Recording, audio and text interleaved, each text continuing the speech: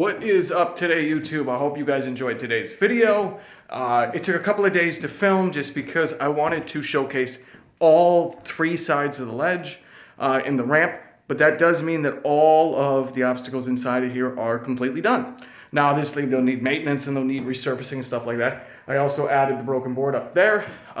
Graphic is completely wore off it, so I figured I'd show off the cool electric grip tape and threw that up there. But I hope you guys did enjoy it, and always thank you for liking, commenting, and subscribing. I am having so much fun on this. It was literally last week, maybe 6 days ago, I learned how to do the back 50-50, and now I'm doing back 5-0, hang up back Smith, but that's something I can do in a quarter pipe, and the shoves out, and like, I'm just having so much fun. I hope you guys are enjoying watching it. As always, have a great day and keep pushing forward.